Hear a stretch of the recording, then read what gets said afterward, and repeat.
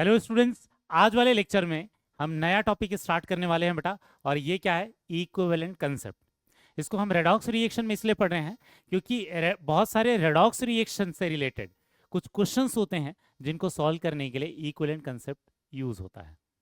Actual में equivalent concept क्या है? ये कुछ वैसा ही कंसेप्ट है जैसा हमने मोल कंसेप्ट पढ़ा था। मोल कंसेप्ट एक्चुअल में यूज क्यों होता है बेटा? कहीं पर भी किसी केमिकल का अमाउंट कैलकुलेट करने के लिए, या किसी भी रिएक्शन में एक रिएक्टेंट का अगर हमें अमाउंट दिया रहता है तो दूसरे रिएक्टेंट का अमाउंट या दूसरे प्रोडक्ट का अमाउंट जो होता है उनको कैलकुलेट करने के लिए मोल कंसेप्ट यूज होता है, जिसमें मोल्स निकालकर हम अमाउंट कैलकुलेट करते हैं। ठीक है, कुछ वैसा ही कंसेप्ट क्या है? Equivalent concept. तो ये जो इक्विवेलेंट कंसेप्ट है फिर अलग से हमें पढ़ने की जरूरत क्यों है? अगर हम सारे अमाउंट कैलकुलेट कर सकते हैं मोल कंसेप्ट से, तो हम इक्विवेलेंट कंसेप्ट पढ़ ही क्यों रहे हैं?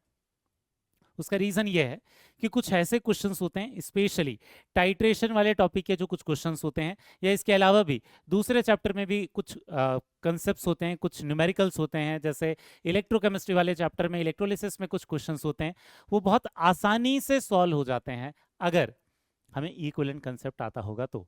ऐसा नहीं कि उन क्वेश्चन को हम मूल कंसेप्ट से सॉल्व नहीं कर सकते। जैसे अमाउंट के कैलकुलेशन के लिए, या किसी बैलेंस्ड इक्वेशन में स्टोइकोमेट्री के क्वेश्चन सॉल्व करने के लिए जैसे मूल कंसेप्ट काम में आता है, कुछ वैसे ही इक्विवेलेंट कंसेप्ट भी काम में आता है। लेकिन इक्विवेलेंट कंसेप्ट कुछ क्वेश्चंस, कुछ टाइप ऑफ क्वेश्चन को जल्दी सॉल्व करके दे देता है आंसर। इनफैक्ट एक दो लाइन में ही वो आंसर दे देगा, जिसको मूल कंसेप्ट से सॉल्व करने में बहुत ज़्यादा टाइम लग जाएगा। ठीक है, तो इसीलिए हम इक्विवेलेंट कंसेप्ट पढ़ने वाले हैं। ठीक है बेटा, तो हम क्या करने वाले हैं अभी इस चैप्टर में? शुरुआत में इक्विवेलेंट कंसेप्ट पूरा डिटेल में पढ़ेंगे।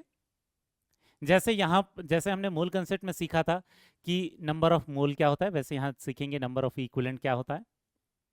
जैसे मोल कंसेप्ट में मोलैरिटी एक कॉन्सेंट्रेशन टर्म पढ़ा था, वैसे यहाँ एक नॉर्मलिटी कॉन्सेंट्रेशन टर्म पढ़ेंगे। ठीक है, इसके अलावा जैसे मोल कंसेप्ट में मोलार मास पढ़ा था, वैसे यहाँ पर इक्विवेलेंट मास पढ़ेंगे।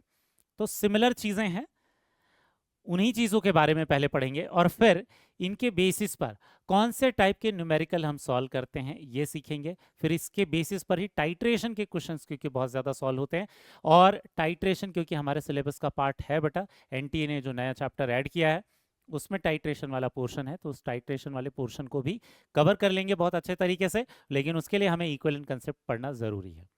तो एक्चुअल में इक्विवेलेंट कंसेप्ट में जैसे इक्विवेलेंट कैसे डिफाइन करते हैं, या इक्विवेलेंट मास कैसे डिफाइन करते हैं, या फिर नॉर्मेलिटी जो कॉन्सेंट्रेशन टर्म होता है वो कैसे डिफाइन करते हैं, उन सब के लिए एक बेसिक कंसेप्ट की जरूरत होती है। आज के लेक्चर में वो एक बेसिक कंसेप्ट पढ़ेंगे जिसका नाम क्या है? N factor. ठीक है बेटा, तो आज का जो पूरा का पूरा लेक्चर रहेगा वो एन फैक्टर से रिलेटेड रहेगा। ठीक है, तो एन फैक्टर पर आएंगे। पहले ये लिख लेते हैं कि ये जो इक्विवेलेंट कंसेप्ट है, ये इक्विवेलेंट कंसेप्ट एक्चुअल में क्या है? ठीक है, it is used to calculate amount of chemical, calculate amount of substance. ठीक है, किसी भी सब्सटेंस का जो अमाउंट है उसको कैलकुलेट करने के लिए यूज होता है। इसके अलावा ये और किस चीज के लिए यूज होता है? It is used for calculation of amount of reactant or product, amount of reactant or product without balancing of reaction। तो एक्चुअल में इक्विवेलेंट कंसेप्ट का फायदा क्या है? इसका फायदा ये है कि कुछ क्वेश्चंस जो कि बैलेंसिंग से ही मोल कंसेप्ट के क्वेश्चन क्योंकि सॉल्व हो सकते हैं, तो हम रिएक्शन को बिना बैलेंस किए इक्विवेलेंट कंसेप्ट से उन क्वेश्चंस को सॉल्व कर देंगे। ठीक है, without balancing of reaction.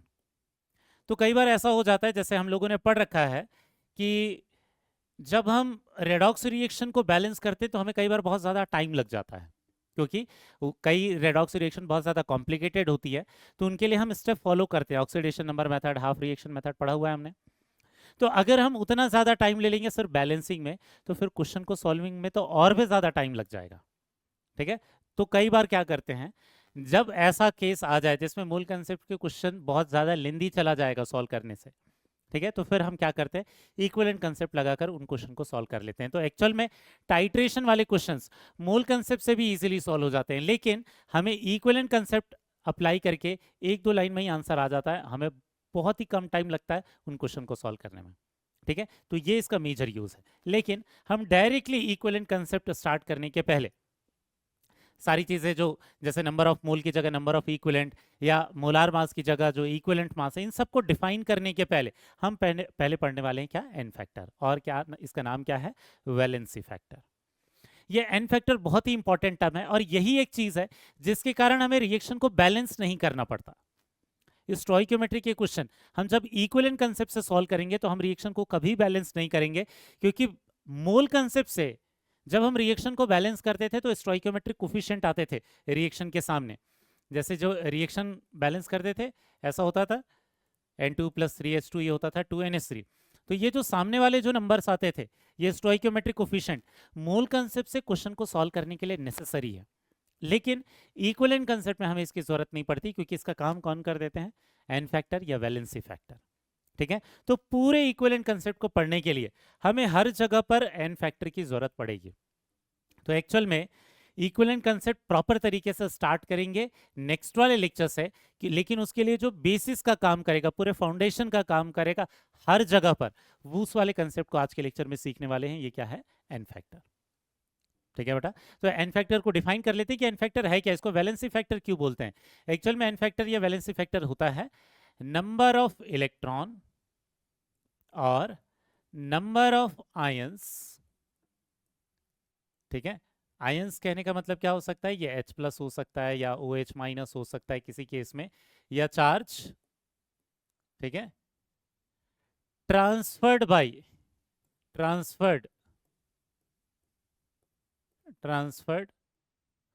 Bye one molecule और one atom, bye one molecule और वन एटम। इसको हम क्या बोलते हैं, एन फैक्टर।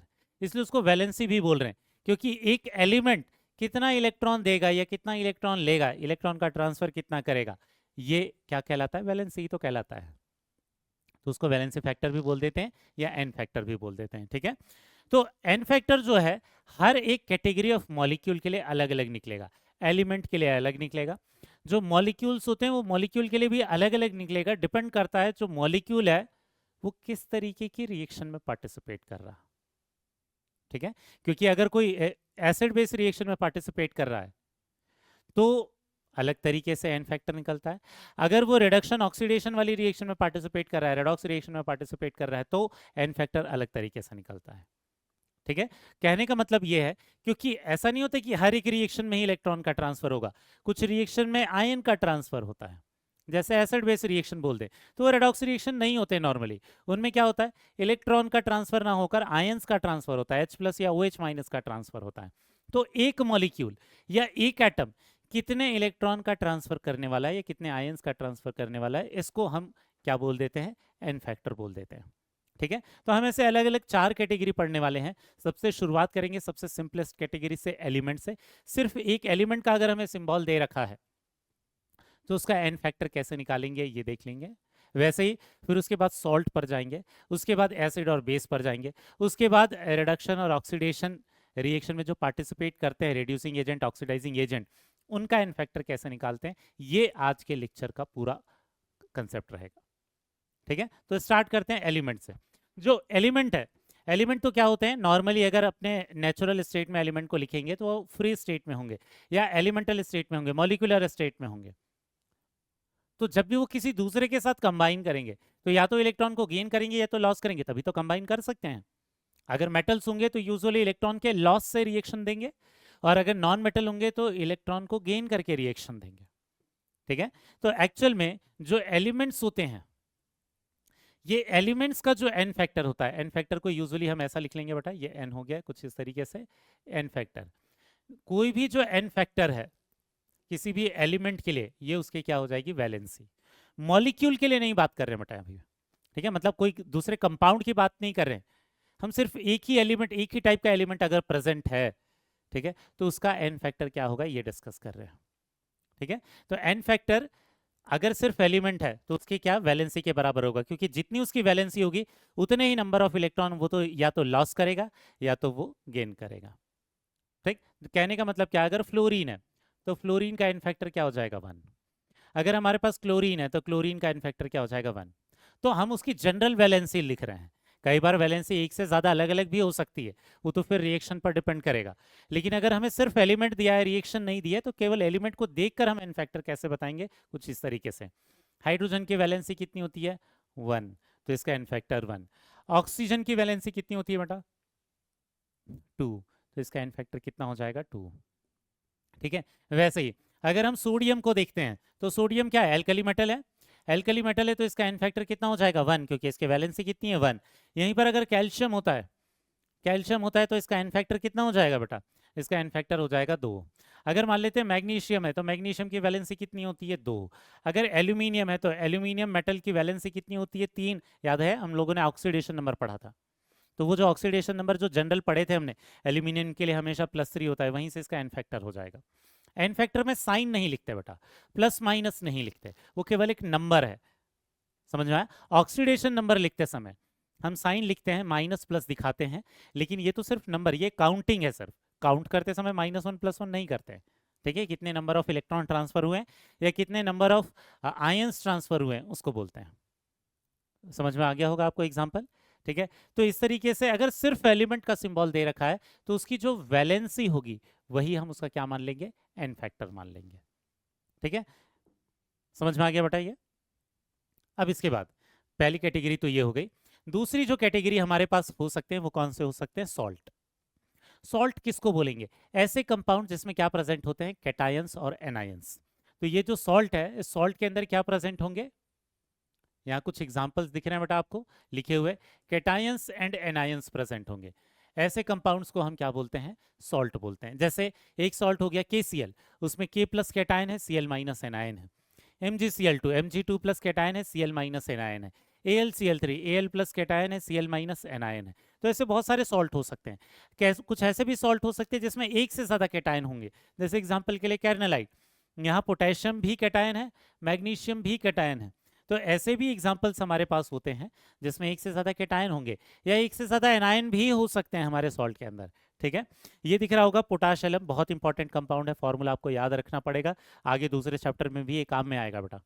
यहाँ क्या दिख रहा है, पोटेशियम भी है, एल्यूमिनियम भी है, दो अलग अलग कैटायन। तो बहुत सारे कैटायन भी हो सकते हैं, बहुत सारे एनायन भी हो सकते हैं, बट कैटायन और एनायन से मिलकर बने हुए कंपाउंड को हम क्या बोल देते हैं, सॉल्ट।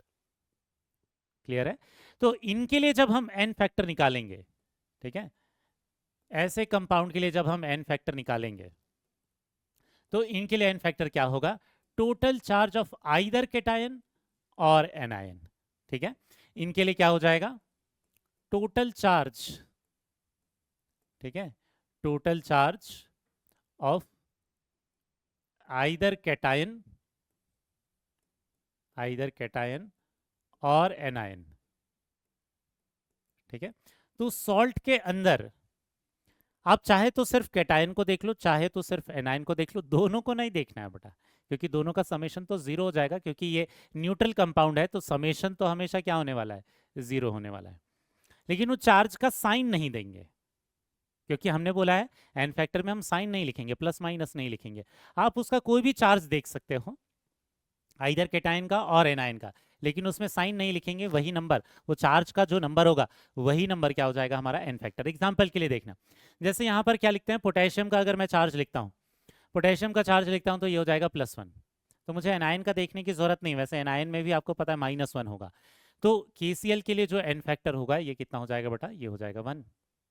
ठीक है, ऐसे ही MgCl2 में अगर देखते हैं तो कैटायन का टोटल चार्ज, एक ही कैटायन है, तो मैग्नीशियम का चार्ज हमेशा क्या होता है, +2 होता है। अगर मैग्नीशियम का चार्ज +2 है तो इसका एन फैक्टर भी, इस कंपाउंड का, इस सॉल्ट का जो एन फैक्टर हो जाएगा ये क्या हो जाएगा, 2। आप एनायन से भी देख सकते थे, एक Cl का क्या हो जाएगा -1, दो Cl के क्या हो जाएंगे -2। तो आइदर कैटायन और एनायन, बट सारे एनायन को देखना है या सारे कैटायन को देखना है। ठीक है, आप किसी को भी देखो, साइन नहीं लिखना है, तो आप चाहे कैटायन से निकालोगे तो भी 2 आएगा, अगर एनायन से निकालोगे तो भी इसका एन फैक्टर 2 ही आएगा। समझ में आया। नेक्स्ट वाले एग्जांपल को देखते हैं, AlCl3, एल्यूमिनियम का चार्ज कितना है बेटा, +3, एल्यूमिनियम का चार्ज +3 है तो इसका एन फैक्टर कितना हो जाएगा, 3। वैसे आप क्लोराइड से भी निकाल सकते थे, एक Cl का -1 है, 3 Cl के -3 है, तो वो भी एन फैक्टर 3 ही आता। यहाँ देखना Al2SO4 होल थ्राइस, डेफिनेशन अगर समझ में आए तो इसका एन फैक्टर खुद से बता सकते हो क्या बेटा? इसमें कैटायन कितने हैं? दो एल्यूमिनियम है। तो अगर हम एक एल्यूमिनियम की बात करें तो उसका चार्ज तो क्या होगा +3, लेकिन एल्यूमिनियम कितने हैं? 2 है। 2 एल्यूमिनियम है तो टोटल चार्ज +6। आप सल्फेट से भी निकाल सकते थे, पूरा का पूरा सल्फेट एक एनायन है तो एक सल्फेट का होता है -2, 3 सल्फेट के होंगे -6। चाहे आप कैटायन के टोटल चार्ज से निकालो चाहे एनायन के टोटल चार्ज से निकालो, एन फैक्टर की जो वैल्यू होगी ये कितनी हो जाएगी? 6 हो जाएगी बेटा। समझ में आया? नेक्स्ट वाला एग्जांपल देखते हैं, कैरनालाइट, बहुत इंपॉर्टेंट सॉल्ट है ये। इस सॉल्ट में अगर आप देखोगे H2O को नहीं लेना है। H2O क्यों? क्योंकि इसके अंदर हम H+OH- बोलते जरूर हैं लेकिन वो कोवेलेंट बॉन्ड्स होते हैं, तो हम उसको आयनिक बॉन्ड उसके अंदर नहीं है, उसको काउंट नहीं करेंगे, H2O को नहीं देखेंगे यहाँ पर, ठीक है, अगर सॉल्ट के लिए लिख रहे हैं तो वो तो केवल वाटर ऑफ क्रिस्टलाइजेशन है, इसकी जरूरत नहीं है। हाँ, ये फॉर्मूले में जरूर रहते हैं, उसको देखने की जरूरत नहीं है, ठीक है। यहाँ देखना, इस फॉर्मूले में अगर आप सारे कैटायन को देखोगे, सिर्फ एक तरीके का कैटायन नहीं, जितने कैटायन है सारे कैटायंस को देखना है। एक पोटेशियम का चार्ज कितना है? +1। एक मैग्नीशियम का चार्ज कितना है? +2। तो टोटल चार्ज कितना है? टोटल चार्ज कितना है? +3। तो इस कंपाउंड का जो एन फैक्टर निकल कर आएगा वो कितना आएगा बेटा? 3। समझ में आ गया? ऐसे ही जो Cl है, आप Cl से भी निकाल सकते थे। टोटल कितने क्लोराइड है इसमें? 3 क्लोराइड है। अगर 3 क्लोराइड है तो टोटल निगेटिव चार्ज कितना आता? -3 आता। -3 आता तो एन फैक्टर फिर से वापस कितना आ जाएगा? 3 ही आ जाएगा। हो गया ये। नेक्स्ट एग्जांपल को देखना, पोटाश एलम है। पोटाश इसलिए आया है पोटेशियम के लिए, एलम इसलिए आया है वो एल्यूमिनियम के लिए। एक्चुअल में एलम एक कैटेगरी ऑफ कंपाउंड होते हैं, ठीक है। एक्चुअल में तो एलम आया एक कैटेगरी ऑफ कंपाउंड है, जिसको जब हम प्रैक्टिकल केमिस्ट्री वाले जब चैप्टर देखेंगे तब उसे डिटेल में थोड़ा डिस्कस करेंगे। अभी फिलहाल के लिए आपको बस पोटाश एलम का फॉर्मूला पता रहना चाहिए। यहाँ पर देखना, अगर आप कैटायन को देखोगे तो यहाँ 2 पोटेशियम है, 2 एल्यूमिनियम है। एक पोटेशियम का तो +1, 2 पोटेशियम के +2, एक एल्यूमिनियम का +3, 2 एल्यूमिनियम के +6। टोटल अगर आप देखोगे तो टोटल कितना निकल कर आ जाएगा बेटा? +8। तो इसके लिए एन फैक्टर की जो वैल्यू होगी वो कितनी हो जाएगी? 8। हम प्लस माइनस नहीं लिखेंगे। आप सल्फेट से भी निकाल सकते थे। एक सल्फेट का चार्ज कितना होता है? -2। कितने सल्फेट है? एक यहाँ और 3 वहाँ, 4 सल्फेट है। अगर 4 सल्फेट है तो 4 सल्फेट का टोटल चार्ज -8 आ जाता, एन फैक्टर 8 ही आता। समझ में आ गया बेटा? तो पहली कैटेगरी देखी थी हमने एलिमेंट, एलिमेंट के लिए एन फैक्टर कैसे निकालेंगे? उसकी वैलेंसी से। दूसरी कैटेगरी देखा सॉल्ट, सॉल्ट के लिए एन फैक्टर कैसे निकालेंगे? ये कैटायंस और एनायन के टोटल चार्ज से, जो भी सॉल्ट के अंदर प्रेजेंट रहेंगे, ठीक है। अब आते हैं तीसरी कैटेगरी पर। तीसरी जो कैटेगरी है, ये कैटेगरी कौन सी है बेटा? एसिड या बेस की। आपको पता है कि नॉर्मली एसिड कौन से होते हैं? जिनके पास क्या प्रेजेंट होता है? H+। और बेस कौन से होते हैं? जिनके पास क्या प्रेजेंट होता है? OH-। लेकिन हर बार ऐसा नहीं होता। हम आगे जाकर बहुत सारे एसिड बेस ऐसे पढ़ेंगे जिसमें कुछ एसिड ऐसे होते हैं जो कि H+ डोनेट करने की जगह पर OH- एक्सेप्ट भी करते हैं। और कुछ ऐसे भी बेस होते हैं, ठीक है, जो कि क्या करते हैं? जो क्या करते हैं? H+ एक्सेप्ट कर लेते हैं, OH- डोनेट नहीं करते। कहने का मतलब क्या है? एसिड और बेस जहां पर भी आएंगे, ऐसा जरूरी नहीं कि हर एसिड ही H+ डोनेट करता है। कुछ OH- एक्सेप्ट करते हैं, कुछ बेस OH- डोनेट करने की जगह पर H+ एक्सेप्ट भी करते हैं। तो इसके लिए एन फैक्टर, एसिड या बेस के लिए जो हम एन फैक्टर देखेंगे वो किसके बेसिस पर देखेंगे? ये देखेंगे नंबर ऑफ H+ और number of OH-, number of H+ और नंबर ऑफ OH- गेन्ड और लॉस्ट, गेन्ड और lost by one molecule, by one molecule of acid or base, by one molecule of acid or base। इसको हम क्या बोलेंगे? इसका N factor. Clear है? तो एसिड और बेस का एन फैक्टर क्या हो जाएगा?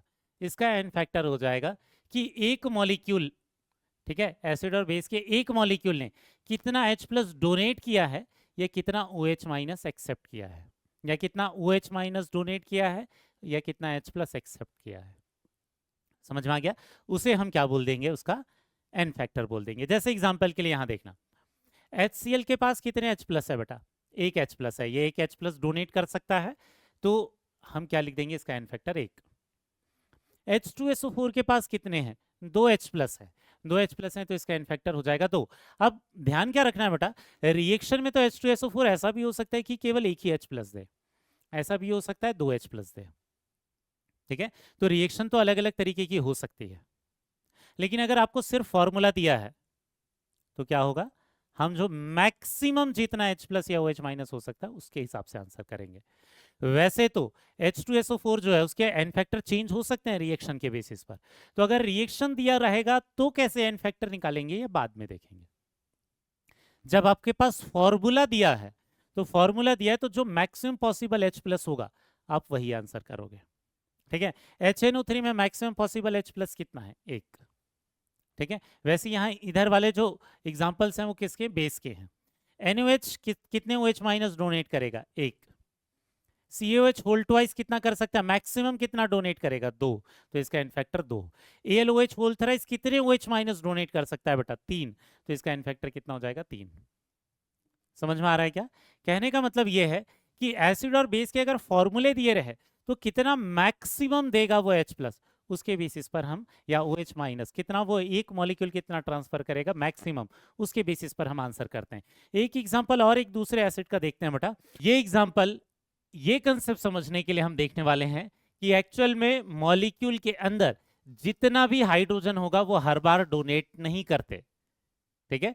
हाइड्रोजन यूजुअली वो तब डोनेट करते हैं जब वो मोर इलेक्ट्रोनेगेटिव एटम से अटैच होते हैं। तो इसलिए हम 3 एग्जांपल ले रहे हैं, एक है phosphoric acid H3PO4, phosphorus H3PO3 और हाइपोफॉस्फोरस एसिड H3PO2। क्या दिखेगा, तीनों मॉलिक्यूल के अंदर 3-3 हाइड्रोजन दिख रहा है फॉर्मूले में, लेकिन वो तीनों हाइड्रोजन हर एक मॉलिक्यूल डोनेट नहीं कर सकते। ऐसा क्यों है बेटा, क्योंकि इनके जो स्ट्रक्चर्स हैं वो अलग हैं।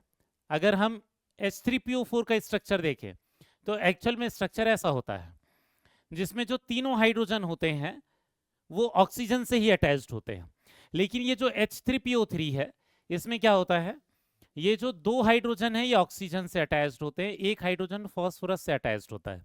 यहीं पर H3PO2 के स्ट्रक्चर्स में ये P डबल बॉन्ड O होता है, बाकी 2 हाइड्रोजन फॉस्फोरस से अटैच होते हैं, ऑक्सीजन से नहीं। तो क्या दिख रहा है, इन तीनों मॉलिक्यूल में वो उतने हाइड्रोजन डोनेट करेगा जितने ऑक्सीजन से अटैच्ड होंगे। तो अगर हम पहले वाले मॉलिक्यूल को देखें तो इसमें 3 हाइड्रोजन ऑक्सीजन से अटैच्ड हैं, तो इसका एन फैक्टर कितना हो जाएगा, 3।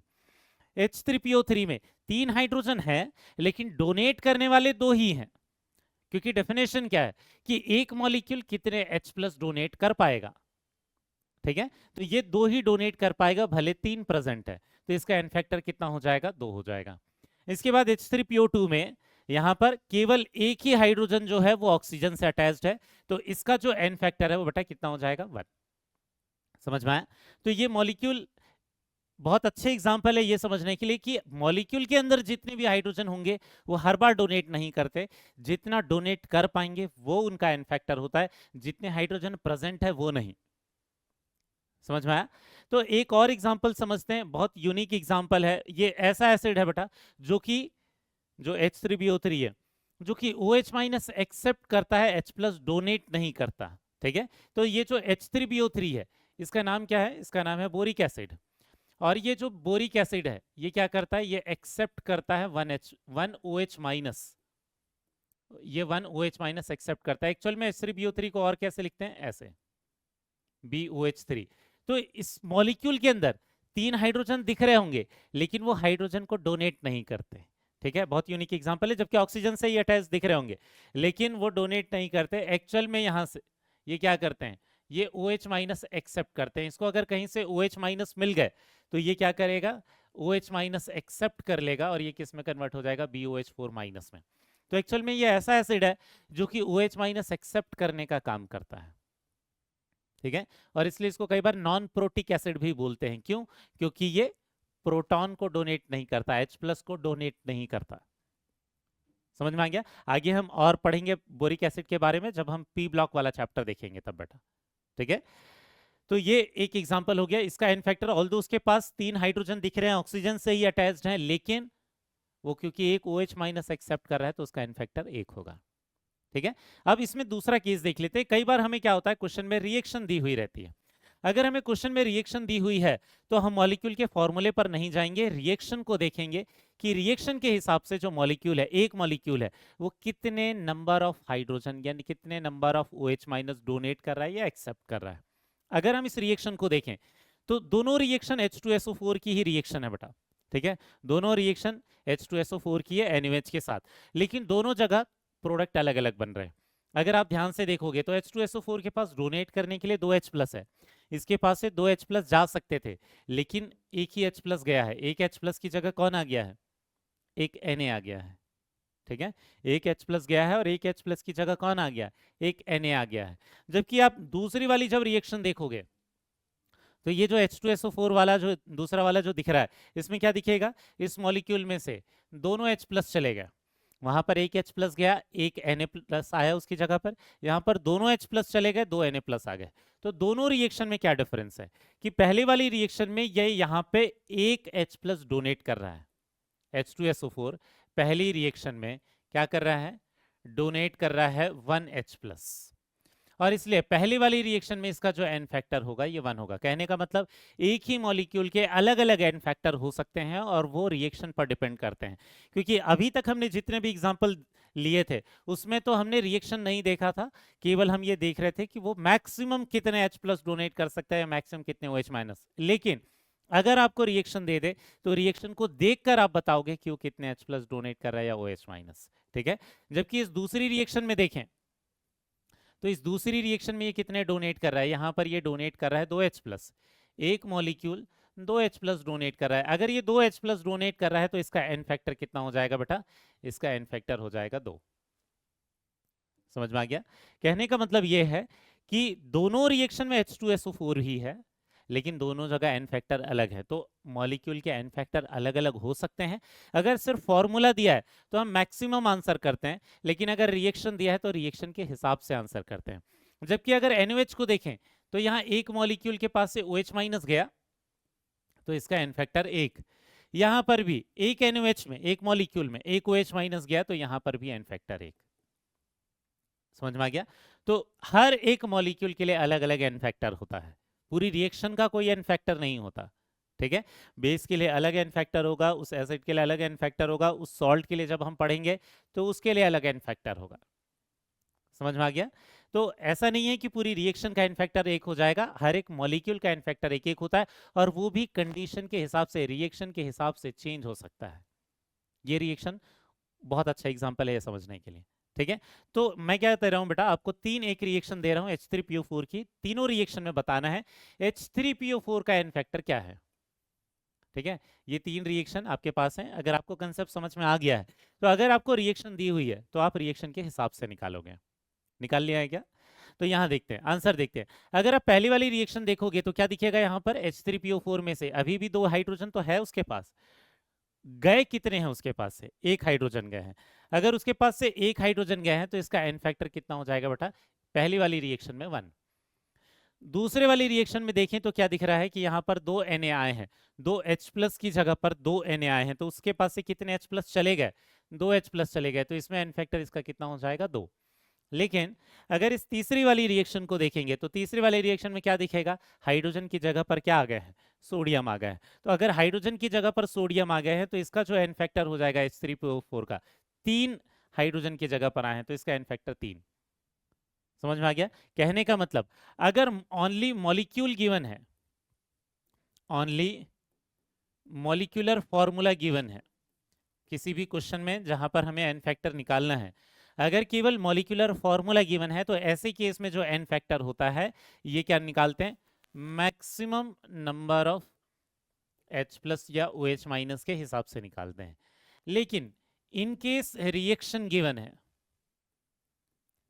इन केस रिएक्शन गिवन है तो ऐसे केस में वो एक्चुअल में रिएक्शन में कितने डोनेट कर रहा है उसके हिसाब से निकालेंगे, ठीक है। तो अगर रिएक्शन गिवन है तो ऐसे केस में अकॉर्डिंग टू रिएक्शन हम आंसर करेंगे।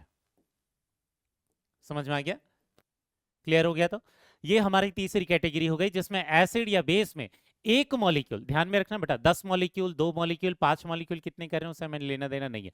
एक मॉलिक्यूल कितने H प्लस डोनेट करेगा या OH माइनस डोनेट करेंगे या एक्सेप्ट करेंगे, उसे हम क्या बोलेंगे, एन फैक्टर, ठीक है। सबसे लास्ट कैटेगरी पर चलते हैं और उसी को बहुत ज्यादा डिटेल में हमें पढ़ना है, क्योंकि जितने भी हम टाइट्रेशन वाले क्वेश्चंस करेंगे उसमें ज्यादातर क्वेश्चंस रेडॉक्स रिएक्शंस वाले ही होते हैं, और चैप्टर भी हमारा रेडॉक्स रिएक्शन चल रहा है, तो हमें सबसे ज्यादा डिटेल में एक्चुअल में पढ़ना है ऑक्सीडाइजिंग एजेंट और रिड्यूसिंग एजेंट के बारे में ही। समझ में आ गया? ठीक है। तो ऑक्सीडाइजिंग एजेंट कौन होंगे? जो दूसरे को ऑक्सीडाइज करेंगे और खुद क्या हो जाएंगे? रिड्यूस। वहीं पर रिड्यूसिंग एजेंट क्या हो जाएंगे? तो दूसरे को रिड्यूस करेंगे लेकिन खुद क्या हो जाएंगे? ऑक्सीडाइज। तो ऑक्सीडाइजिंग एजेंट या रिड्यूसिंग एजेंट में क्या होगा? या तो ऑक्सीडेशन होगा या तो रिडक्शन होगा। मतलब या तो वो लॉस ऑफ इलेक्ट्रॉन होगा या तो वो गेन ऑफ इलेक्ट्रॉन होगा। या तो ये बोल सकते हैं कि उनमें ऑक्सीडेशन नंबर बढ़ेगा या उनमें ऑक्सीडेशन नंबर कम होगा। ठीक है। तो ऑक्सीडाइजिंग एजेंट या रिड्यूसिंग एजेंट के लिए एन फैक्टर निकालने का तरीका क्या है? पहले डेफिनेशन समझ लेना बेटा, क्योंकि ये इलेक्ट्रॉन के ट्रांसफर से रिएक्शन देते हैं। सारे रेडॉक्स रिएक्शन क्या है? इलेक्ट्रॉन का ट्रांसफर ही है। तो इलेक्ट्रॉन के ट्रांसफर से रिएक्शन करेंगे तो इलेक्ट्रॉन के बेसिस पर हम इसका डेफिनेशन लिख सकते हैं। क्या चीज? एन फैक्टर क्या हो जाएगा? नंबर ऑफ इलेक्ट्रॉन ट्रांसफर्ड, या नंबर ऑफ इलेक्ट्रॉन ट्रांसफर की जगह पर हम और क्या लिख सकते हैं? नंबर ऑफ इलेक्ट्रॉन गेन्ड और लॉस्ट, क्योंकि डिपेंड करता है उसमें रिडक्शन हो रहा है या ऑक्सीडेशन, दोनों चीजें हो सकती है, गेन भी हो सकता है, लॉस भी हो सकता है, बाय वन मॉलिक्यूल। इसे हम क्या बोलते हैं? एन फैक्टर बोलेंगे। या निकालने का एक दूसरा तरीका है टोटल इंक्रीज और total decrease. Total increase oxidation number के बेसिस पर भी निकाल पाएंगे हम, टोटल इंक्रीज और decrease in oxidation number, in oxidation number of all atoms of one molecule, of all atoms of one molecule। ठीक है। तो ये दो तरीके हैं जिनसे निकाल सकते हैं, क्योंकि हम ऑक्सीडेशन नंबर ज्यादा कैलकुलेट करते हैं तो हम इलेक्ट्रॉन के काउंटिंग करने की जगह पर डायरेक्टली ऑक्सीडेशन नंबर ही देखेंगे और उससे हमें समझ में आ जाएगा कि एक्चुअल में एन फैक्टर उस मॉलिक्यूल का क्या है। ध्यान में रखना, पूरी रेडॉक्स रिएक्शन में जो रिड्यूसिंग एजेंट होगा उसके लिए अलग से निकलेगा, ऑक्सीडाइजिंग एजेंट होगा उसके लिए अलग से निकलेगा, क्योंकि रिएक्शन का कोई एन फैक्टर नहीं होता, हर एक मॉलिक्यूल का एन फैक्टर अलग तरीके से निकलेगा। ठीक है। तो यहां हम क्या देख रहे हैं? हम देखेंगे कि एक मॉलिक्यूल में जितना भी इंक्रीज आ रहा है ऑक्सीडेशन नंबर का, अगर एक मॉलिक्यूल के अंदर दो अलग अलग एटम में इंक्रीज हो रहा है तो दोनों एटम के टोटल इंक्रीज को देखेंगे।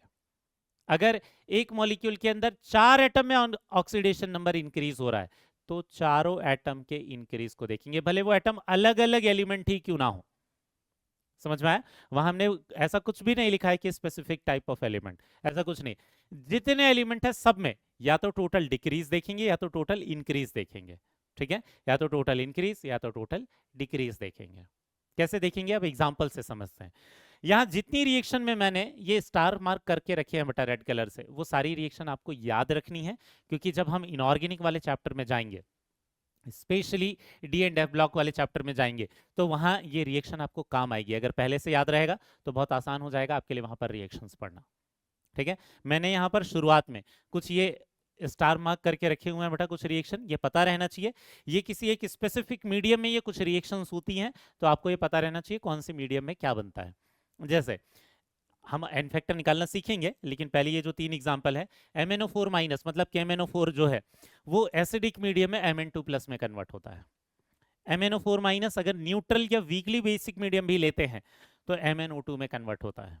मतलब प्रोडक्ट बदल जाएंगे मीडियम के बेसिस पर, क्योंकि बहुत सारी रिएक्शंस जो हैं वो तभी होती हैं जब उनको उनके हिसाब से उनका मीडियम मिल जाता है, एसिडिक मीडियम या बेसिक मीडियम या न्यूट्रल मीडियम। वैसे ही जब KMnO4 है या MnO4 माइनस है और हमने स्ट्रांगली बेसिक मीडियम लिया है तो वो MnO4 2 माइनस स्पीसीज जो है, ये जो आयन है, इसमें कन्वर्ट होते हैं। ठीक है। अब इनमें निकालते हैं कि इनका जो एन फैक्टर है वो क्या होगा। यहाँ ध्यान से देखना, MnO4 माइनस में मैग्नीज का ऑक्सीडेशन नंबर कितना है? +7। Mn2 प्लस में कितना होगा? +2। इसमें क्या हो रहा है बेटा? Decrease in oxidation number. Oxygen के लिए कुछ लिखा है क्या? नहीं। चेंज किस में आता है? सिर्फ मैग्नीज में आता है। पूरे मॉलिक्यूल में, पूरे एक मॉलिक्यूल में कितने एटम है?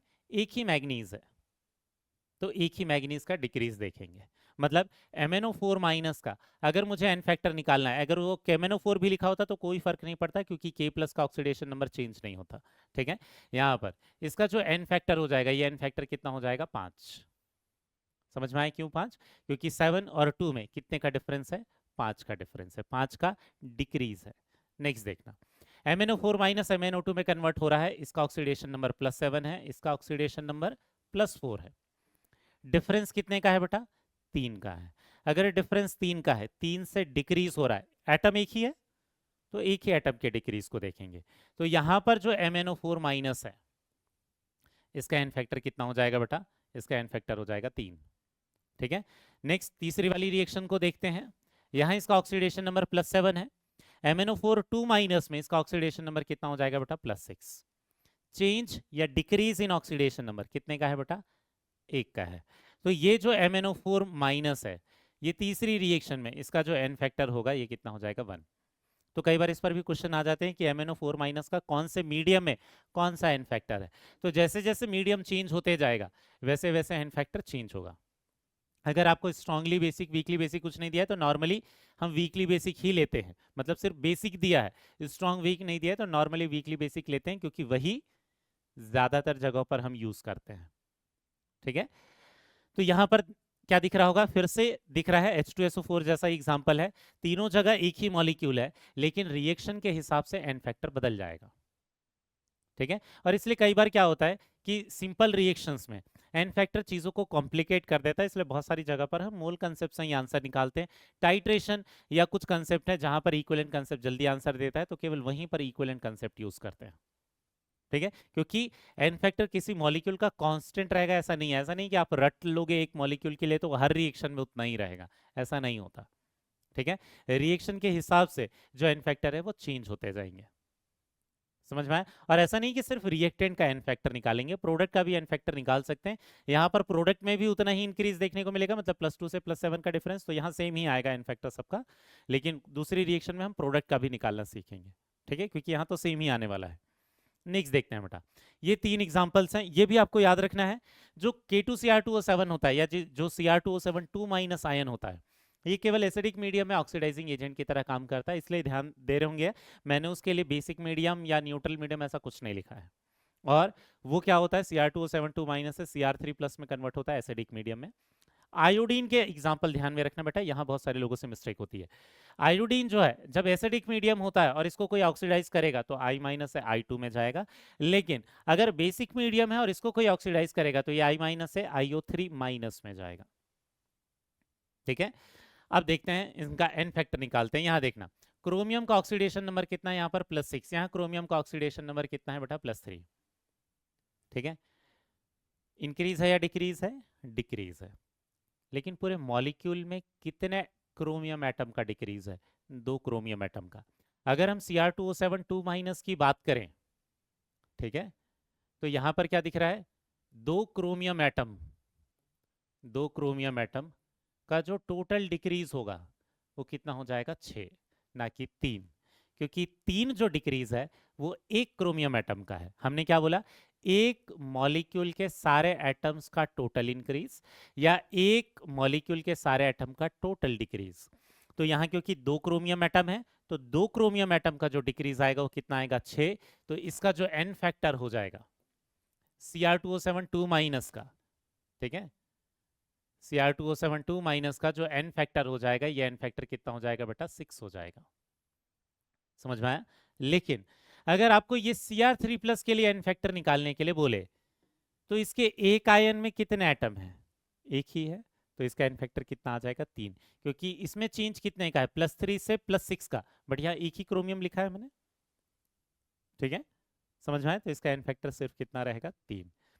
दूसरा एग्जाम्पल देखते हैं, इससे ज्यादा आपको क्लैरिटी मिल जाएगी। यहाँ देखना, आयोडीन, इसका ऑक्सीडेशन नंबर -1 है, इसका ऑक्सीडेशन नंबर कितना है? 0 है। ठीक है, ये जो I- है ये मे बी क्या रहा होगा? Ki रहा होगा। इसको ऐसे लिख लेते हैं, मे बी ये Ki रहा होगा। इसमें आयोडीन का ऑक्सीडेशन नंबर क्या हो गया बेटा? -1। अब यहाँ देखते हैं एक मॉलिक्यूल, एक मॉलिक्यूल में कितने आयोडीन है बेटा? एक ही आयोडीन है। एक ही आयोडीन में -1 से 0 गया है, तो यहाँ पर क्या देखेंगे हम?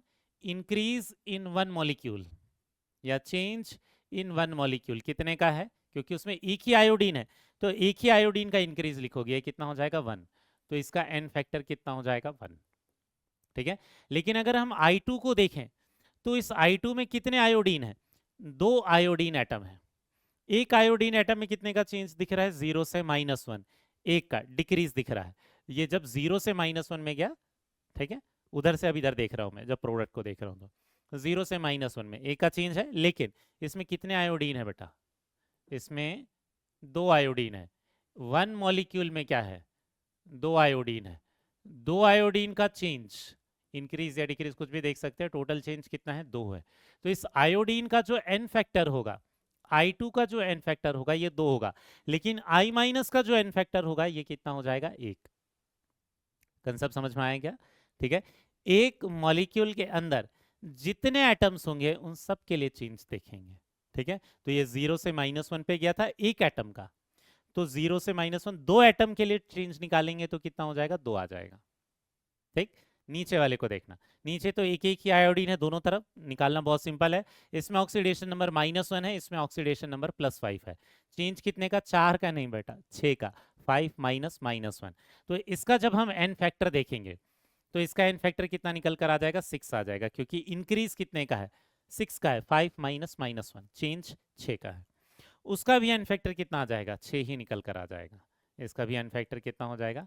6 हो जाएगा। समझ में आए? क्योंकि उधर से जब इधर आए तो भी चेंज उतने का ही है, क्योंकि उसमें भी एक ही एटम है, इसमें भी एक ही आयोडीन है। समझ में आ रहा है क्या? कुछ और एग्जांपल्स देखते हैं बेटा, क्योंकि आपको इसकी बहुत ज़्यादा प्रैक्टिस करनी है, क्योंकि लोगों को डेफिनेशन, लोग डेफिनेशन नहीं देखते, कोई एक एग्जाम्पल देखकर उससे अपने मन से रूल बना लेते हैं। ठीक है, ये नहीं करना है। ठीक है, एक्चुअल में डेफिनेशन क्या है? एक मॉलिक्यूल के जितने भी एटम्स में टोटल इंक्रीज होगा या टोटल डिक्रीज होगा, उसे देखना है। ठीक है, जितने भी एटम्स होंगे। अब यहाँ ये सबसे सिंपलेस्ट एग्जांपल्स हैं, यहाँ देखोगे आयरन का यहाँ +2 से किस में गया है? ये +3 में गया है। दिख रहा है ऑक्सीडेशन नंबर? तो चेंज कितने का है? एक का ही है, एक ही आयन है, तो इसका एन फैक्टर कितना हो जाएगा बेटा? 1। इसका भी एन फैक्टर कितना हो जाएगा? 1। इसमें भी चेंज कितने का है? 1 का ही है। ठीक है, +3 से +2 का चेंज। एक एक एटम है तो दोनों तरफ एन फैक्टर उतना ही आएगा। ठीक है, यहाँ देखना Sn2+, इसका ऑक्सीडेशन नंबर देख लेते हैं। इसका +2 है, इसका +4 है। चेंज इंक्रीज, यहां से जब वो वहां गया तो +2 का इंक्रीज है, 2 का इंक्रीज है, तो Sn2+ का एन फैक्टर कितना हो जाएगा? 2। वहां से जब यहां आया तो 2 का डिक्रीज है, Sn4+ का भी एन फैक्टर कितना हो जाएगा? 2। एक एक एटम आते हैं तो सेम ही रहता है। ठीक है, एन फैक्टर दोनों तरफ। यहाँ पर क्या होगा? ये -2 ऑक्सीडेशन नंबर, ये 0, इससे ये यहाँ से वहां गया तो इंक्रीज कितने का हुआ? 2 का हुआ, इसका भी एन फैक्टर 2। इसके एटम में भी चेंज कितना है? 2। ठीक है, यहाँ देखना NO2- में नाइट्रोजन का ऑक्सीडेशन नंबर +3, NO3- में +5। इंक्रीज इन ऑक्सीडेशन नंबर 2 का है, तो इसका एन फैक्टर 2 हो जाएगा। यहाँ +5 से 3 में जाओगे तो चेंज कितने का है? 2 का है, तो एन फैक्टर इसमें भी कितना हो जाएगा? 2 का हो जाएगा। ठीक है, नेक्स्ट SO3 2- से SO4 2- पर जब गए हैं तो ऑक्सीडेशन नंबर कितना हो जाएगा? +4 से कहाँ गया? +6 में गया। चेंज कितने का है बेटा? 2 का है। इसका भी एन फैक्टर 2 आ जाएगा, इसका भी एन फैक्टर 2 आ जाएगा। ऐसा नहीं है कि बहुत सारे एग्जाम्पल में 2 निकला है तो आप हर जगह लिख दोगे। ठीक है, कंसेप्ट के हिसाब से निकालना है। यहाँ देखते हैं NO3- में इसका नाइट्रोजन का ऑक्सीडेशन नंबर कितना है? +5। इसका ऑक्सीडेशन नंबर कितना है NH3 में? -3। डिफरेंस कितने का है? 2 का नहीं बेटा, 8 का है। तो यहाँ जो एन फैक्टर आएगा ये 8 हो जाएगा। इसमें भी एक ही नाइट्रोजन एटम है तो इसमें भी एन फैक्टर कितना हो जाएगा? 8 हो जाएगा। ध्यान रखना, जब नंबर ऑफ एटम्स अलग अलग रहेंगे तो एन फैक्टर अलग अलग हो जाएंगे। फिर समझ में आ रहा है?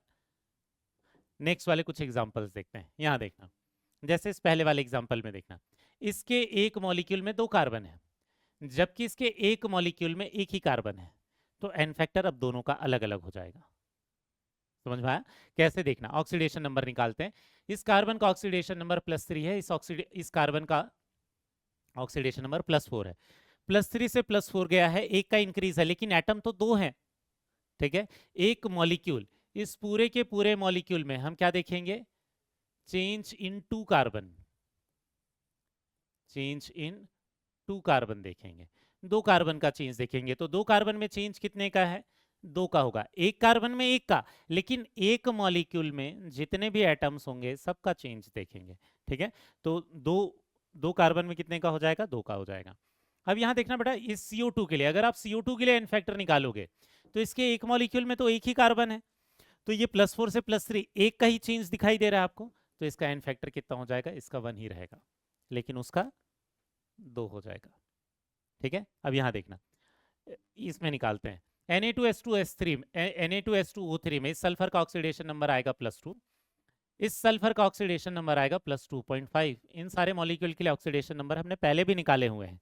अब यहाँ जब देखोगे, इसके लिए जब आप एन फैक्टर निकालोगे, इस मॉलिक्यूल के लिए जब एन फैक्टर निकालोगे तो कितने सल्फर का निकालोगे चेंज, 2 सल्फर का। एक सल्फर में चेंज कितने का दिख रहा है, +2 से 2.5, चेंज कितने का है, 0.5। एटम्स कितने हैं, 2 हैं, एटम्स अगर 2 हैं तो टोटल चेंज कितने का हो जाएगा, 1 का हो जाएगा। समझ में आया? तो इस मॉलिक्यूल में हम कितने का देखेंगे, चेंज ऑफ 2 सल्फर देखेंगे, क्योंकि इसमें क्या है, 2 सल्फर है, इसलिए उसका चेंज देखेंगे। तो इसका एन फैक्टर कितना हो जाएगा, 1 हो जाएगा। लेकिन यहीं पर अगर मुझे इस मॉलिक्यूल के लिए निकालना होता, इसका एन फैक्टर निकालना होता, तो इसका एन फैक्टर निकालने के लिए मैं कितने को देखूंगा बेटा, 4 सल्फर को देखूंगा। ठीक है, क्योंकि इसके एक मॉलिक्यूल में कितने, 4 सल्फर। एक सल्फर में डिफरेंस कितने का आ रहा है, 0.5 का। 4 सल्फर में कितने का डिफरेंस आता, 2 का, क्योंकि इसमें हम कितना देख रहे हैं, 4 सल्फर का चेंज देखेंगे। समझ में आ गया? नीचे वाले मॉलिक्यूल पर आते हैं। नीचे H2O2 से O2 में कन्वर्ट हो रहा है, इस एक ऑक्सीजन का -1 है, इसका एक का क्या है, 0 है। -1 से 0 गया, एक का चेंज है, लेकिन इस पूरे एक मॉलिक्यूल में कितने का है बेटा, पूरे एक मॉलिक्यूल में 2 ऑक्सीजन है, तो हमें कितने देखना पड़ेगा, चेंज ऑफ 2 ऑक्सीजन देखना पड़ेगा। यहाँ चेंज ऑफ 2 ऑक्सीजन अगर देखेंगे तो ये कितना हो जाएगा, इसका एन फैक्टर 2 हो जाएगा। समझ में आया? इसमें भी 2 ऑक्सीजन है, उसमें भी 2 ऑक्सीजन है, नंबर ऑफ एटम सेम है दोनों जगह, दोनों का एन फैक्टर वही रहेगा। ठीक है, समझ में आ गया? अब इसके बाद कुछ रिएक्टेंट, बहुत स्पेशल रिएक्टेंट है, ये रिएक्टेंट के लिए हम निकालेंगे यहाँ पर।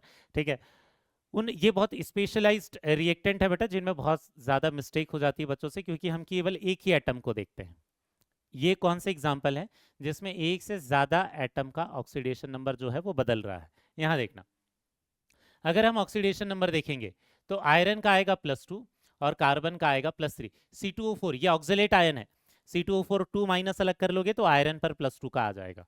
ठीक है, यहाँ पर +3 हो गया इसका, और यहाँ कार्बन का आ जाएगा +4।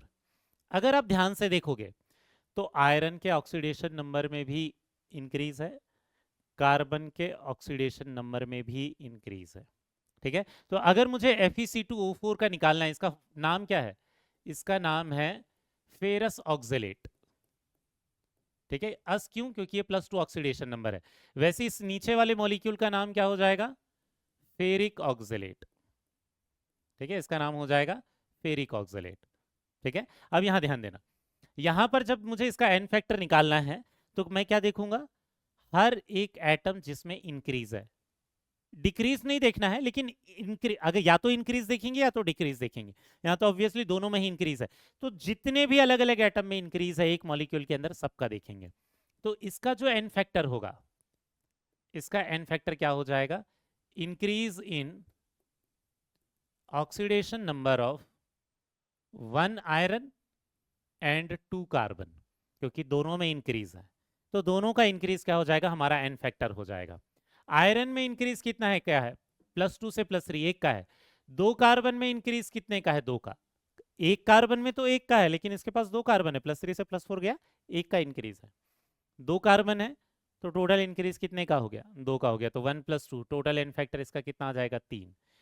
फेरस ऑक्सलेट का एन फैक्टर कितना आएगा, 3। ठीक है, तो ये क्वेश्चन क्यों देता है, ये चेक करने के लिए कि स्टूडेंट्स को करेक्ट कंसेप्ट आता है या नहीं।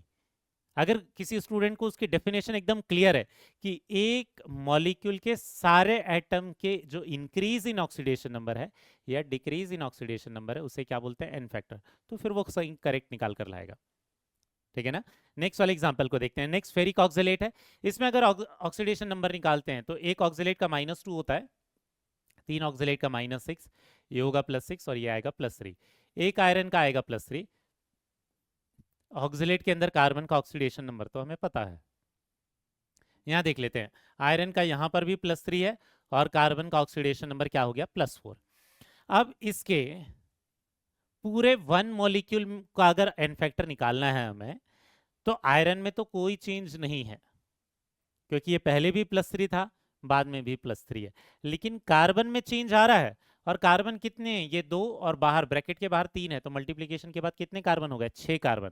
तो एक्चुअल में इसका जो एन फैक्टर होगा, इस पूरे मॉलिक्यूल का जो एन फैक्टर होगा, ये एन फैक्टर क्या हो, किसके बराबर होगा? Increase in oxidation number of 6 carbon. जो 6 कार्बन होंगे उनका जो इंक्रीज होगा, तो एक कार्बन में +3 से +4 एक का इंक्रीज है, तो 6 कार्बन में कितने का इंक्रीज होगा? 6 का। तो इसका एन फैक्टर एक्चुअल में क्या हो जाएगा? 6। समझ में आया बेटा? ठीक है ना? तो एक मॉलिक्यूल के अंदर जितने भी एटम्स हैं सबका चेंज इन ऑक्सीडेशन नंबर हम देखते हैं। ठीक है? अब ये तो बहुत यूनिक मॉलिक्यूल, ये जो FeS2 है इसका नाम क्या है? Iron pyrite. इसके लिए हमने ऑक्सीडेशन नंबर पढ़ा था एक्सेप्शनल केसेस पढ़ते समय। हमने क्या बोला था? एक सल्फर का ऑक्सीडेशन नंबर यहाँ -1 होता है, 2 सल्फर का -2 और फिर आयरन का होता है +2। SO2 में 2 ऑक्सीजन का -4 और सल्फर का +4। अगर आप सबके ऑक्सीडेशन नंबर को देखोगे तो इसके एक मॉलिक्यूल का हमें एन फैक्टर निकालना है। बता पाओगे क्या बेटा? इसके एक मॉलिक्यूल का, केवल FeS2 के लिए बताना है। इसका एन फैक्टर क्या होगा? आयरन में भी इंक्रीज है, सल्फर में भी इंक्रीज है।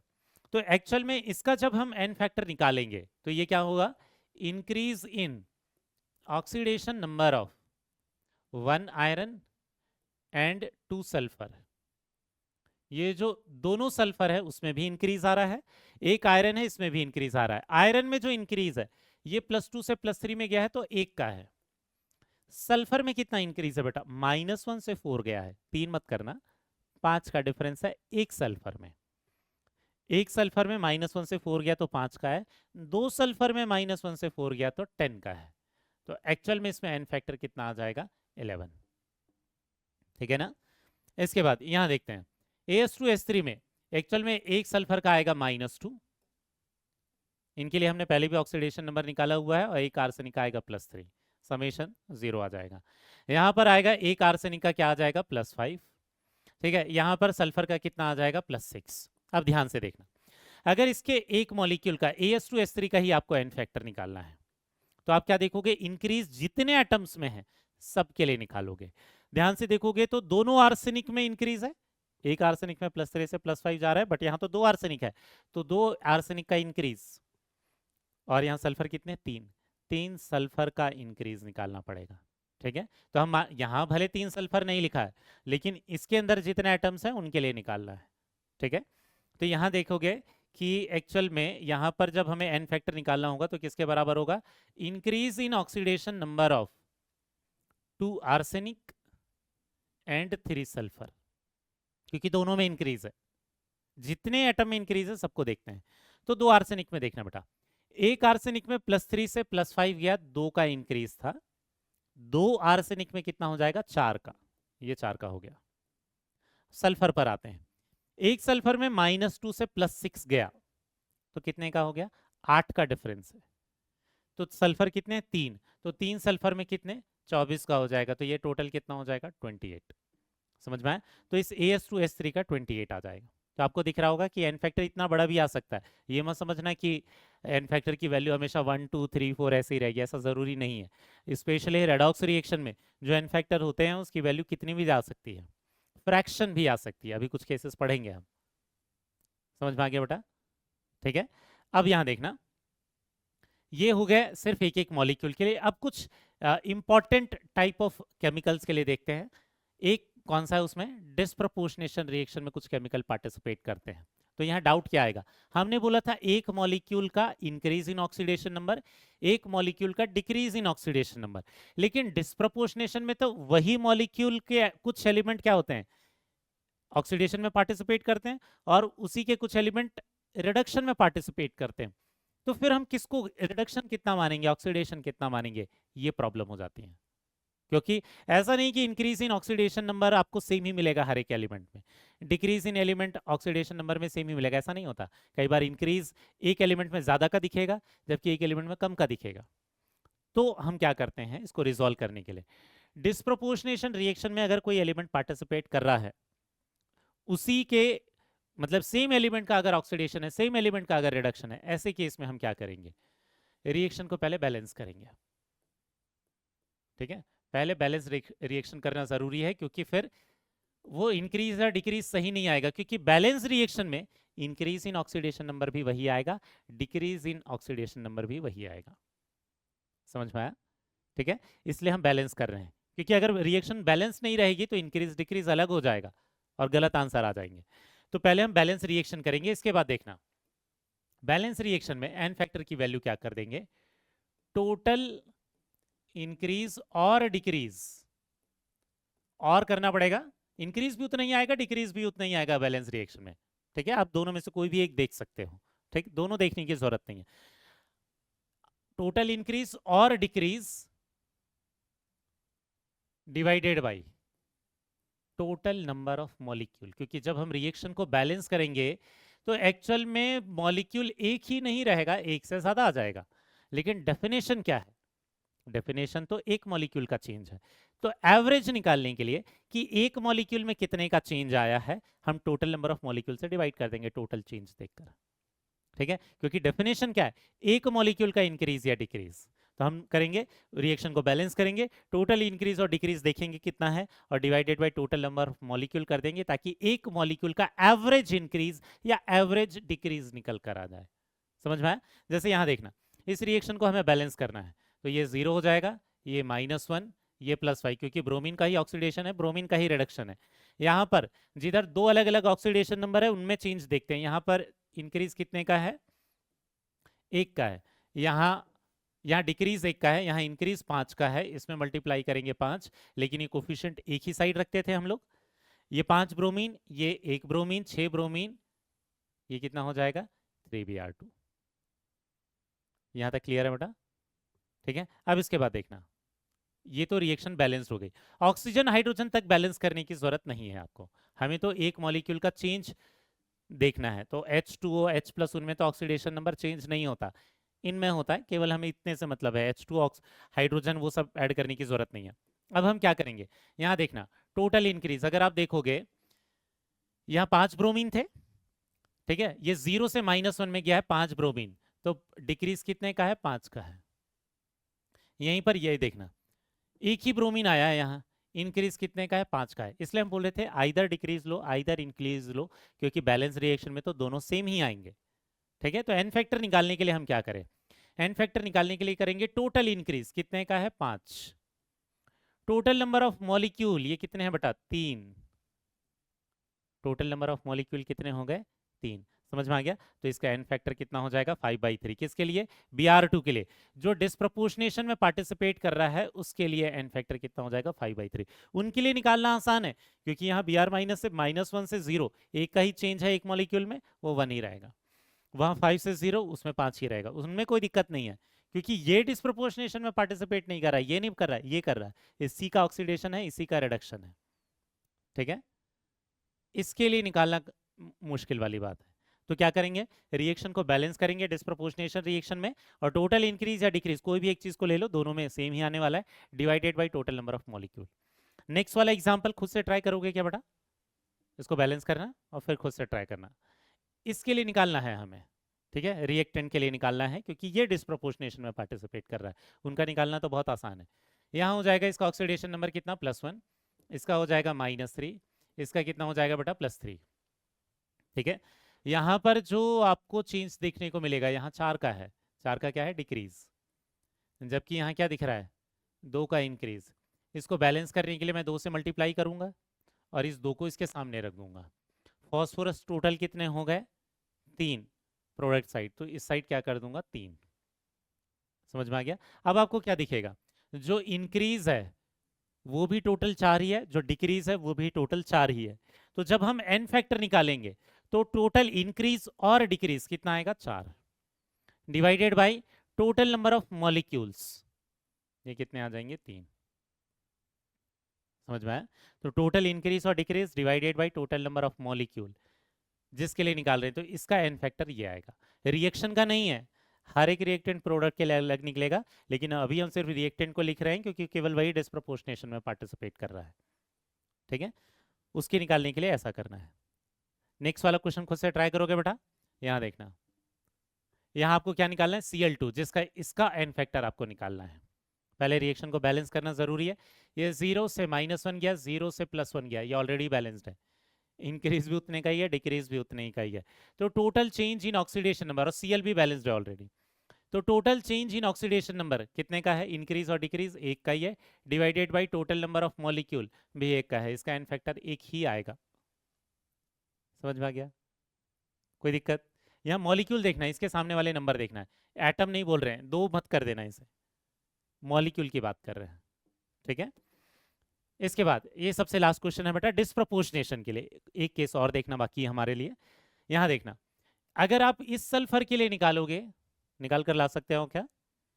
इसका ऑक्सीडेशन नंबर कितना हो जाएगा? +2। इस सल्फर का ऑक्सीडेशन नंबर कितना हो जाएगा? +6। इस सल्फर का ऑक्सीडेशन नंबर कितना हो जाएगा? 0। अब हमें रिएक्शन को बैलेंस करना जरूरी है, क्योंकि आपको क्लियरली दिख रहा है +2 से +6 में जा रहा है, तो ये कितने का चेंज है? 4 का इंक्रीज है। लेकिन ये +2 से 0 में जा रहा है, डिक्रीज है। डिक्रीज कितने का है? 2 का है।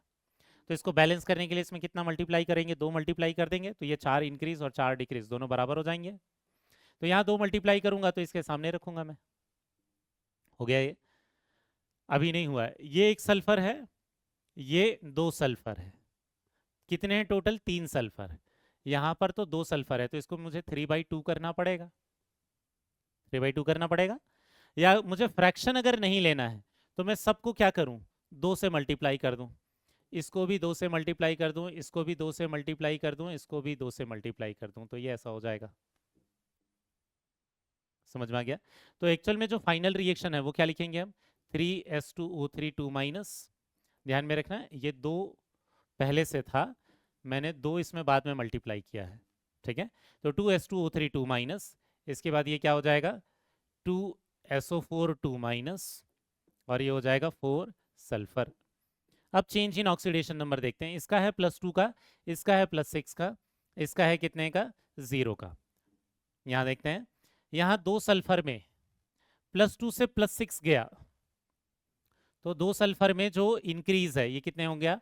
2 × 4, मतलब ये 8 का क्या हो गया? 8 का इंक्रीज हो गया। यहीं पर अगर इसके लिए देखेंगे तो डिक्रीज देखते हैं।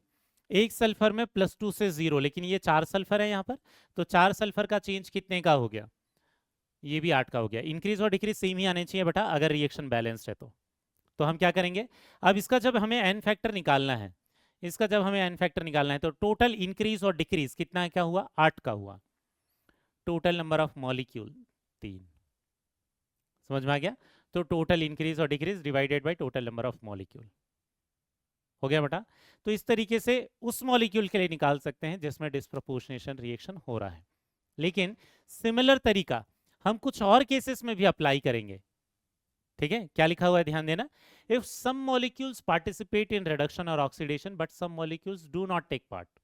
मतलब कई बार ऐसा होता है कि एक मॉलिक्यूल के अंदर कुछ एटम्स में चेंज नहीं आएगा ऑक्सीडेशन नंबर में, कुछ में चेंज आ जाएगा, लेकिन हम तो क्या बोलते हैं? एवरेज वैल्यू है वो।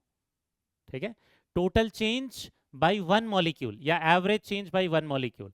तो टोटल चेंज जो है एक मॉलिक्यूल का निकालेंगे कैसे? क्योंकि एक मॉलिक्यूल में चेंज हो रहा है और एक मॉलिक्यूल में चेंज नहीं हो रहा। ऐसे केस में फिर एवरेज वैल्यू निकालेंगे। ठीक है, और एवरेज वैल्यू के लिए क्या करेंगे हम? जो हमने अभी किया था, क्या चीज? डिस्प्रपोर्शनेशन रिएक्शन में एन फैक्टर निकालने के लिए, ऐसे केस में एन फैक्टर निकालने के लिए टोटल इंक्रीज और decrease in all at on all molecules in a balance reaction. Balance होनी चाहिए रिएक्शन। ठीक है, ये बैलेंस रिएक्शन होनी चाहिए। ठीक है, इसलिए आपको सबसे पहले क्वेश्चन में मैंने बैलेंस रिएक्शन ही लिया हुआ है। बैलेंस रिएक्शन में divided by total number of molecule, divided by total number of molecule. ऐसा क्वेश्चन पीवाईक्यू में आपको एक दो जगह देखने को मिल जाएगा बेटा। ठीक है, तो ध्यान से देखना। यहाँ देखना, Zn में कोई दिक्कत नहीं है। किसके लिए निकाल रहे हैं? HNO3 के लिए निकाल रहे हैं। Zn में क्यों दिक्कत नहीं? क्योंकि सारे Zn में ऑक्सीडेशन नंबर चेंज हो रहा है। लेकिन HNO3 में, NO3 माइनस में आपको क्या दिखेगा? 10 NO3 है, 10 NO3 माइनस है। ठीक है, पहले देख लेते हैं रिएक्शन में हो क्या रहा है, हम कौन से केस की बात कर रहे हैं। 10 NO3 माइनस है। अगर आप ध्यान से देखोगे तो ये 4 दूनी 8 NO3 minus as it is ही है, उनमें कोई चेंज नहीं आया है। यहाँ पर 8 NO3 माइनस वही है। वैसे यहाँ पर क्या दिख रहा होगा, NH4 प्लस में जब ये बदला है नाइट्रोजन तो इसमें चेंज आया है, बाकी ये NO3 माइनस भी वही है। मतलब एक्चुअल में क्या दिख रहा है, 10 NO3 माइनस रिएक्टेंट में थे लेकिन सारे रिएक्टेंट में ऑक्सीडेशन नंबर चेंज नहीं हुआ, इनफैक्ट 9 NO3 माइनस में कोई चेंज ही नहीं है। ठीक है, 9 NO3 माइनस में क्या कोई चेंज ही नहीं है, केवल एक नाइट्रोजन में चेंज आया। तो एक्चुअल में 10 नाइट्रोजन थे लेकिन चेंज कितने का है, एक नाइट्रोजन में ही चेंज आया है। तो इसका एन फैक्टर निकालने के लिए, ऐसे एग्जांपल्स में एन फैक्टर निकालने के लिए टोटल इंक्रीज और डिक्रीज देखेंगे divided by total number of molecules. तो एक्चुअल में अगर 10 मॉलिक्यूल को भी देखें तो चेंज तो एक ही नाइट्रोजन में हुआ है। इसका ऑक्सीडेशन नंबर कितना था, +5, यहाँ तो +5 ही रहने वाला है, इसमें कोई चेंज नहीं है, इसमें भी कोई चेंज नहीं, इसका आएगा -3। ठीक है, तो आपको क्या दिखेगा, एक NO3 माइनस में, ठीक है, +5 से -3 गया तो डिक्रीज कितने का है, 8 का है, क्योंकि एक ही नाइट्रोजन में डिक्रीज हुआ है, बाकी सब 9 NO3 माइनस ही है। तो टोटल इंक्रीज और टोटल डिक्रीज यहां देखना, इस मॉलिक्यूल के लिए अगर अप्लाई करते हैं तो टोटल इंक्रीज और डिक्रीज कितने का है, 8 का है।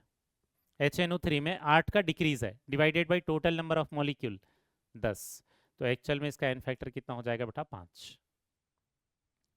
समझ में आया क्या, वही तरीका हमने अप्लाई किया है, क्यों, क्योंकि सारे मॉलिक्यूल में चेंज नहीं हो रहा है, तो हमें तो एवरेज एक मॉलिक्यूल की वैल्यू बतानी, क्योंकि सब में चेंज नहीं हुआ है, 9 में चेंज नहीं हुआ है, एक में ही चेंज हुआ था, तो एक में जितना भी चेंज हुआ है divided by total number of molecule कर देंगे।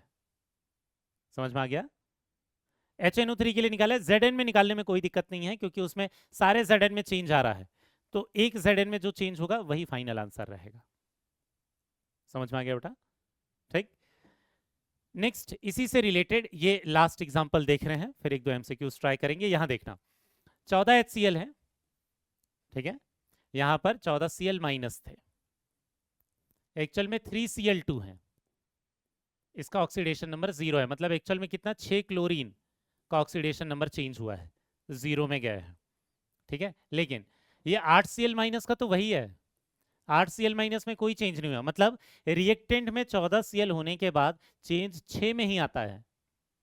तो अगर हम इंक्रीज देखें तो कितने, 6 Cl में 6 का ही इंक्रीज है, बाकी 8 में तो चेंज ही नहीं आया, इसमें भी -1 था, इसमें भी -1 ही, उसमें कोई चेंज ही नहीं है बेटा। ठीक है ना, तो हम इसका एन फैक्टर जब निकालेंगे अब HCl का, तो इसका एन फैक्टर क्या हो जाएगा, टोटल इंक्रीज 6 का, टोटल नंबर ऑफ मॉलिक्यूल 14, तो ये कितना हो जाएगा, 3/7। मतलब फ्रैक्शंस में भी आ सकते हैं एन फैक्टर, इसमें कोई दिक्कत नहीं है, आपको ये नहीं लगना चाहिए कि फ्रैक्शन में आ रहा है मतलब गलत है, ऐसा नहीं है। समझ में आ गया बेटा, ठीक है, तो ये टोटल इंक्रीज और डिक्रीज करेंगे divided by total number of molecule. हो गया। अब दो MCQ सॉल्व करते हैं, बहुत सिंपल से हैं बेटा। सबसे पहले पूछा है N factor of FeC2O4 in the change, हम लोगों ने पहले भी पढ़ा है, Fe में ऑक्सीडेशन नंबर +2 से +3 में जा रहा है, इसमें इंक्रीज 1 का है। वैसे कार्बन में भी +3 से +4 में जा रहा है, इंक्रीज 2 का है, क्योंकि इसमें 2 कार्बन के लिए देखेंगे, तो टोटल इंक्रीज कितने का आ गया, 3 का आ गया, तो इसका एन फैक्टर कितना हो जाएगा, 3। क्लियर हो गया। इसके बाद ये सबसे लास्ट क्वेश्चन है बेटा, क्या पूछा है, what will be the N factor for BaMNO4 whole twice. इसके एक मॉलिक्यूल में क्या है, इसके एक मॉलिक्यूल में 2 MnO4 माइनस है, ठीक है, 2 MnO4 माइनस है, मीडियम कौन सा बोला है, एसिडिक मीडियम बोला है, ठीक है। तो ये जो MnO4 माइनस है ये किस में कन्वर्ट होता है, हम लोगों ने पढ़ा हुआ है, आपको बोला था कि इन रिएक्शन को याद रखना है, इसलिए याद रखना है बेटा, क्योंकि इन केस ऐसे मीडियम में दे दे तो आपको ये पता रहना चाहिए कि एसिडिक मीडियम में MnO4 माइनस किस में कन्वर्ट होता है, Mn2 प्लस में। इसमें +5 से, सॉरी +5 नहीं +7 है वो, +7 से कहां पर गया, +2 में गया, तो चेंज कितने का है, डिक्रीज कितने का है, 5 का है, लेकिन BaMNO4 होल ट्वाइस में कितना है, 2 मैग्नीज, ठीक है, तो change of 2 manganese, change of 2 manganese कितना हो जाएगा, एक मैग्नीज में 5 का चेंज, 2 मैग्नीज में 10 का चेंज, तो उसका जो एन फैक्टर हो जाएगा ये कितने हो जाएंगे, 10 हो जाएंगे। तो वो रिएक्शन उसके लिए आपको पता रहनी चाहिए जो हमने पढ़ रखा था, MnO4 माइनस का एसिडिक मीडियम है, न्यूट्रल मीडियम है, एल्कलाइन मीडियम है, ठीक है, तो एन फैक्टर कितना हो जाएगा बेटा, ये 10 हो जाएगा। समझ में आया? अब इन एन फैक्टर को यूज करके हम आगे कैसे number of equivalent, equivalent weight या नॉर्मेलिटी, ये सारी चीजें कैसे पढ़ने वाले हैं अब ये नेक्स्ट लेक्चर में देखेंगे। ठीक है बेटा? तो आज का लेक्चर तो एक्चुअल में इक्विवेलेंट कंसेप्ट के लिए फाउंडेशन बनाने के लिए था, क्योंकि हर जगह पर जहां पर भी हम इक्विवेलेंट कंसेप्ट पढ़ेंगे मोल कंसेप्ट से रिलेट करके पढ़ेंगे, और हर जगह पर इसलिए हमें एन फैक्टर की जरूरत पड़ने वाली है। ठीक है? तो ये एन फैक्टर आपको पता रहना चाहिए, उसके बाद ही आप इक्विवेलेंट कंसेप्ट में कुछ पढ़ पाओगे बेटा। ये मत सोचना कि ये लेक्चर अगर आपने नहीं किया है, एन फैक्टर निकालते नहीं आता, तो आगे वाला कुछ आ जाएगा। ठीक है? ये जरूरी है, इसलिए आज के लेक्चर में डिटेल में हर तरीके के केसेस के लिए हमने एन फैक्टर निकालना सीखा है। नेक्स्ट लेक्चर में इक्विवेलेंट कंसेप्ट को स्टार्ट करेंगे। मिलते हैं बेटा नेक्स्ट लेक्चर में, तब तक के लिए बाय।